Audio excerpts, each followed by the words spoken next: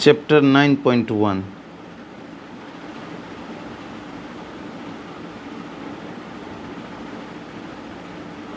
Question number 1 देखिए। Question number 1 कहता है सर्कस का एक कलाकार एक 20 मीटर लंबी डोर पर चढ़ रहा है जो अच्छी तरह से तनी हुई है और भूमि पर सीधे लगे खंभे के शिखर से बंधा हुआ है। यदि भूमि स्तर के साथ डोर द्वारा बनाया गया कोण 30 डिग्री का हो तो खंभे की ऊंचाई ज्ञात करें। देखिए क्या कहा, सर्कस का एक कलाकार 20 मीटर लंबी डोर पर चढ़ रहा है जो अच्छी तरह से तनी हुई है। देखिए ये एक खंभा है और ये एक क्षैतिज तल है। ये 20 मीटर लंबी डोर है और उसके साथ ये 30 डिग्री का कोण बना रहा है। यहाँ हम नाम रख लेते हैं ए बी सी। यहाँ पे 90 डिग्री का कोण बनाता है। तो हमको जो है ये 20 मीटर लंबी डोर पर एक सर्कस का कलाकार चढ़ रहा है। हमको खंभे की ऊंचाई ज्ञात करना है, यानी कि ए बी ज्ञात करना है। तो चलिए इसमें भाषा लिखते हैं। मान लिया कि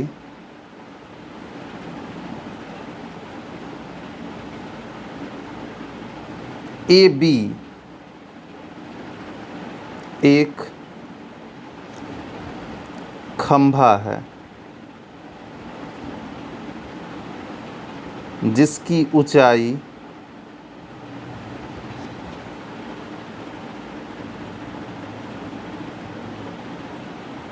h मीटर है। ये जो खंभा है ए बी, इसी की ऊंचाई हम मान लिए हैं h मीटर है। यही खंभा की ऊंचाई ज्ञात करना है। तो देखिए इसको लंब कहते हैं और इसको कर्ण कहते हैं। इसको लंब कहते हैं, इसको कर्ण कहते हैं। तो लंब और कर्ण का संबंध किससे होता है? कोण त्रिकोणमितीय अनुपात से होता है। तो एक साइन थीटा से और एक कोसेक थीटा से। तो हम दोनों में से किसी का भी यूज कर सकते हैं। तो देखते हैं हम दोनों का यूज कर तो त्रिभुज ए बी सी में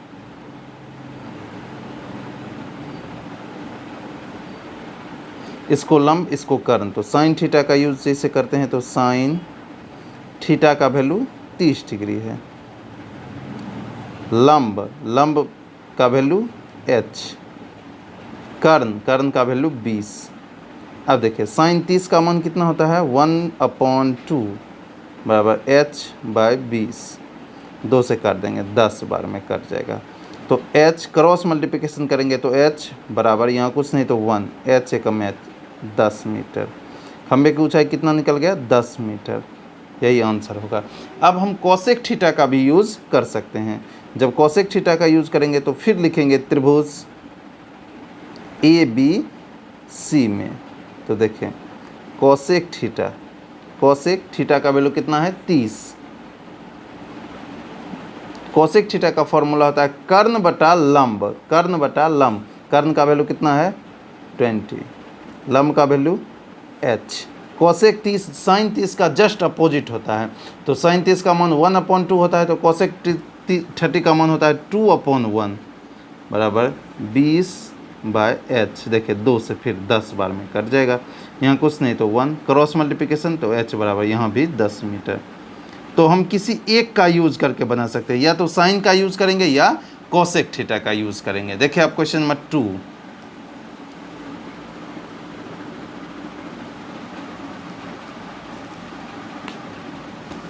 देखिए। क्वेश्चन नंबर 2 कहता है आंधी आने से एक पेड़ टूट जाता है और टूटा हुआ भाग इस तरह मुड़ जाता है कि पेड़ का शिखर जो है वो जमीन को छूने लगता है और इसके साथ 30 डिग्री का कोण बनाता है। पेड़ के पाद बिंदु की दूरी जहां पेड़ का शिखर जमीन को छूता है 8 मीटर है। पेड़ की वास्तविक ऊंचाई ज्ञात करें। देखिए एक पेड़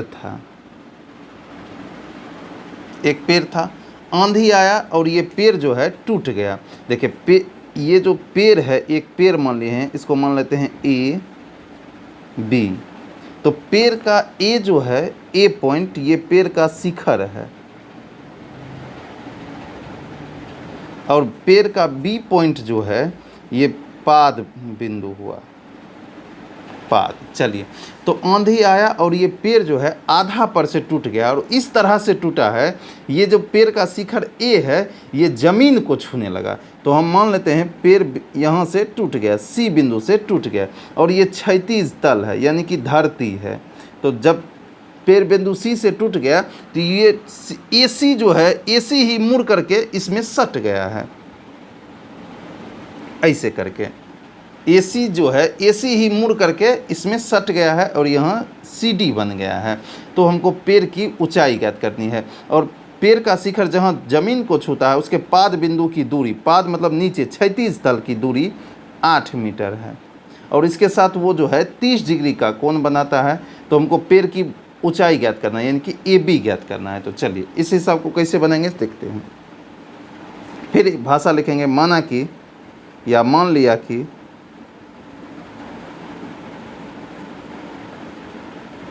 AB पेड़ की वास्तविक ऊंचाई है।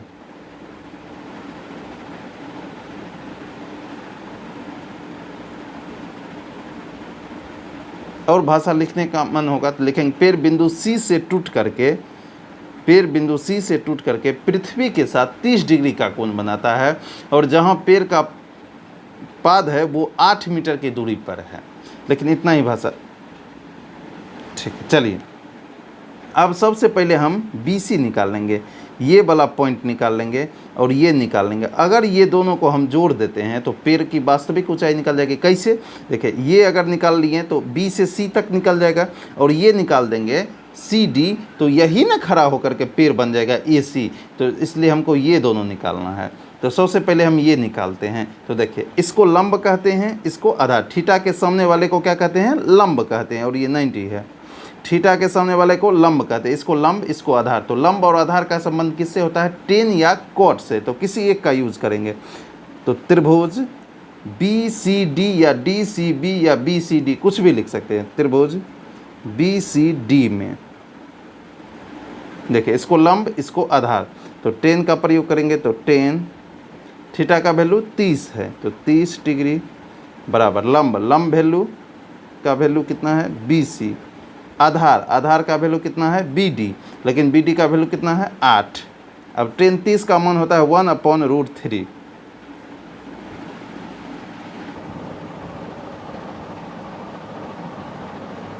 क्रॉस मल्टीप्लिकेशन कर देंगे तो √3 BC बराबर 8/8।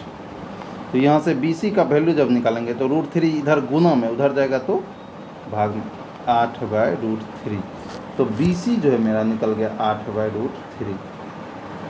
अब देखिए, अब निकालना है हमको CD। तब इसको जोड़ देंगे, इसको जोड़ देंगे, इसको सीधा करेंगे तो पेड़ हो जाएगा। यहाँ से यहाँ तक निकला हुआ ये जोड़ देंगे तो पेड़ की वास्तविक ऊंचाई निकल जाएगी।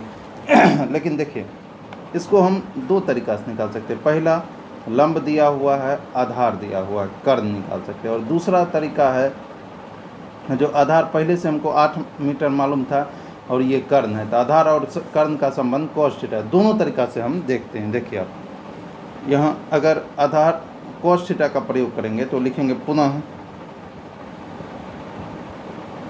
त्रिभुज BCD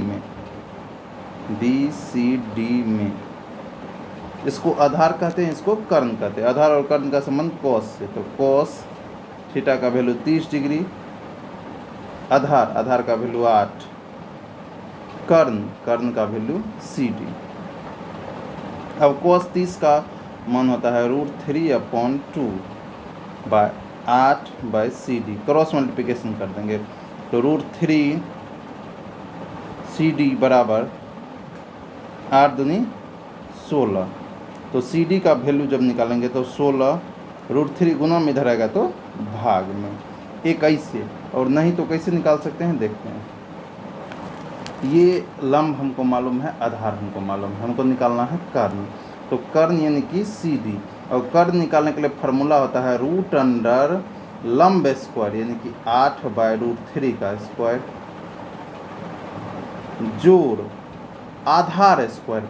आधार का मान है 8 तो 8 का स्क्वायर। देखिए आप, 8 का स्क्वायर 64, √3 का स्क्वायर 3 प्लस फिर 8 का स्क्वायर 64। अब नीचे में कुछ नहीं तो 1। अब एलसीएम ले लेंगे तो देखिए 1 और 3 का एलसीएम 3, 3 से 3 में भाग देंगे आएगा 1, 1 को 64 से गुना करेंगे आएगा 64 प्लस 1 को 3 से भाग करेंगे आएगा 3, 3 को 64 से गुना करेंगे तो हम लिख ही देते हैं 64 × 3। अब देखिए क्या करेंगे, ऊपर पे 64 कॉमन निकाल लेते हैं तो यहाँ बचा 1 प्लस 3/3। अब देखिए 64 का वर्गमूल कितना होता है 8, और यहाँ देखिए अब 3 1 4, 4 का वर्गमूल 2, और ये 3 निकलेगा ही नहीं, ये तो अंदर में ही रह जाएगा यानी कि √3। तो 8 दूनी 16/√3। अब देखिए अब हमको निकालना है, देखिए यहाँ भी 16√3 आया था, यहाँ भी 16√3, तो हम किसी भी विधि से निकाल सकते, या तो ये दोनों में से किसी एक को करना है। अब हमको निकालना है पेड़ की वास्तविक ऊंचाई, लिखेंगे यहाँ, अतः पेड़ की वास्तविक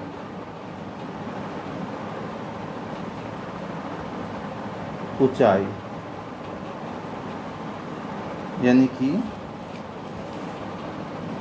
ए बी, और ए बी निकालने के लिए क्या करना पड़ेगा हमको, देखिए अब बी सी ये वाला पार्ट जोड़ सी डी, तो बी सी जोड़ सी डी, और बी सी का वैल्यू निकाले थे 8/√3 और सी डी का वैल्यू निकाले हैं 16/√3। तो आप देखिए एलसीएम ले लेंगे तो √3 को √3 से भाग करेंगे आएगा 1, 1 को 8 से गुना करेंगे 8 प्लस √3 को √3 से भाग करेंगे आएगा 1, 1 को 16 से गुना करेंगे 16, 16 8 24/√3। अब नीचे में रूट वाला चीज़ नहीं आना चाहिए, आ जाता है तो क्या करते हैं हर का परमयकरण, रेशनलाइजेशन।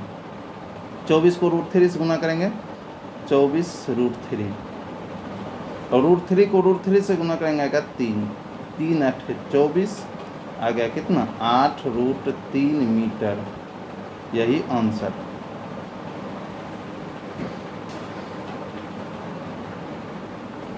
देखिए क्वेश्चन नंबर 3 कहता है एक ठेकेदार बच्चों को खेलने के लिए एक पार्क में 2 फिसलन पट्टी लगाना चाहती है। एक 5 वर्ष से कम उम्र के बच्चों के लिए एक ऐसी फिसलन पट्टी लगाना चाहती है जिसका शिखर 1.5 मीटर की ऊंचाई पर हो और भूमि के साथ 30 डिग्री के कोण पर झुका हो, जबकि इससे अधिक उम्र के बच्चों के लिए वह एक ऐसी फिसलन पट्टी लगाना चाहती है जो 60 डिग्री का कोण बनाता हो तथा 3 मीटर की ऊंचाई पर हो। प्रत्येक स्थिति में फिसलन पट्टी की लंबाई ज्ञात करना है। देखिए इसमें एक चित्र में भी बना सकते हैं और अलग अलग चित्र में, तो अलग अलग ही चित्र में देखते हैं। देखिए आप ये 5 वर्ष से कम उम्र के बच्चों के लिए है जिसकी लंबाई 1.5 मीटर की ऊंचाई पर है,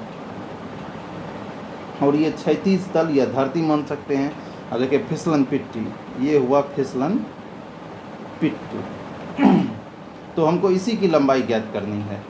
देखिए ए बी सी, और ये कितने डिग्री के कोण पर झुका हुआ है 30 डिग्री के कोण पर झुका हुआ है। अब देखिए फिसलन पट्टी होता है जिसपे घर उर में बना हुआ रहता है, जिसपे मोटरसाइकिल चढ़ता है। चलिए इसकी लंबाई ज्ञात करना है, तो इसकी लंबाई को हम x मान लेते हैं। चलिए भाषा में लिखेंगे, मान 5 वर्ष से, या मान लिया कि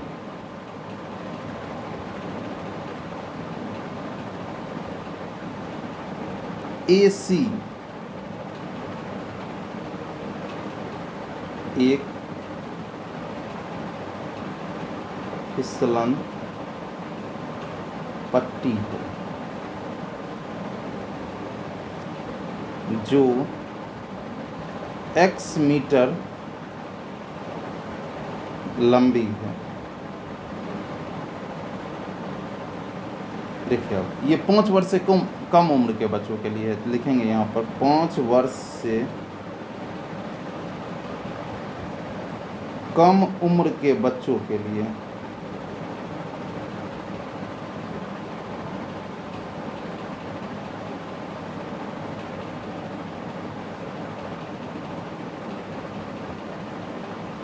देखिए अब इसको लंब कहते हैं, इसको कर्ण कहते हैं। तो लंब और कर्ण का संबंध किससे होता है? साइन थीटा से। तो हम यहाँ साइन थीटा का यूज करेंगे। तो साइन या कोसेक थीटा का भी यूज करते हैं। साइन थीटा का वैल्यू 30, लंब का वैल्यू 1.5 बाय कर्ण का वैल्यू x। अब देखिए साइन 30 का मान होता है 1/2 बराबर 1.5/x। क्रॉस मल्टीप्लिकेशन कर देंगे तो x बराबर, देखिए यहाँ 15 दूनी 30, यहाँ एक अंक के बाद दशमलव, यहाँ एक अंक के बाद बैठेंगे, दशमलव के बाद 0 का वैल्यू ही नहीं होता। तो x बराबर 3 मीटर आ गया 5 वर्ष से कम उम्र के बच्चों के लिए फिसलन पट्टी की लंबाई। अब हमको 5 वर्ष से अधिक उम्र के बच्चों के लिए फिसलन पट्टी बनाना है। देखिए 5 वर्ष से अधिक उम्र के बच्चों के लिए, और ये जो है 3 मीटर ऊंची है, और ये जो है 60 डिग्री का कोण बना रही है। इसका नाम रख लेते हैं DEF। ऊपर पर x माने थे, इसको y मीटर मान लेते हैं। तो लिखेंगे पुनः, मान लिया कि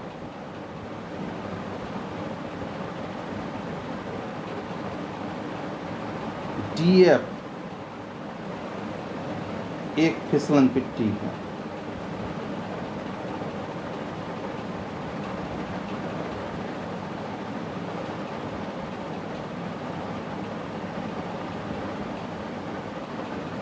जो y मीटर लंबी है। अब ये 5 वर्ष से अधिक उम्र के बच्चों के लिए है।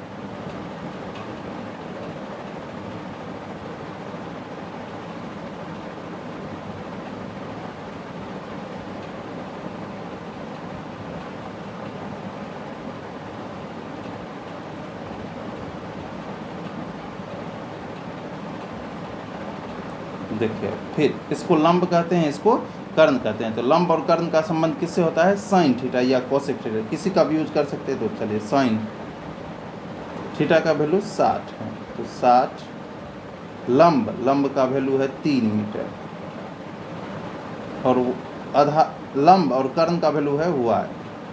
अब देखिए साइन 60 का मान होता है √3/2 बराबर 3/y। क्रॉस मल्टीप्लिकेशन कर देंगे तो y √3 बराबर 3 दूनी 6। अब देखिए यहाँ से y का वैल्यू निकालेंगे तो 6, √3 गुना में इधर आएगा तो भाग में। अब नीचे में रूट वाला चीज़ नहीं आना चाहिए, आ जाता है तो क्या करते हैं? हर का परमेकरण। तो √3 से ऊपर भी गुना, √3 से नीचे भी गुना। तो 6√3/3, 3 दूनी 6, तो कितना आ गया? 2√3 मीटर। ये है 5 वर्ष से अधिक उम्र के बच्चों के लिए, यही आंसर है। चलिए अब देखते हैं क्वेश्चन नंबर 4।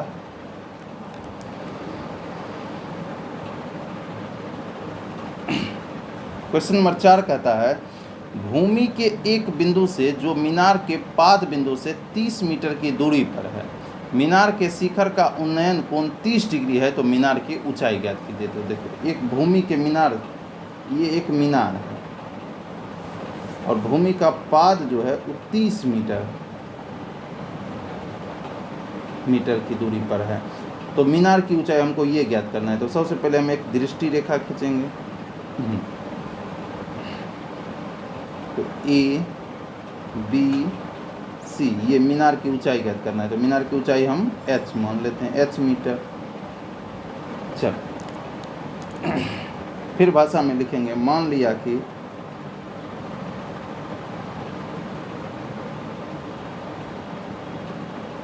AB एक मीनार है जिसकी ऊंचाई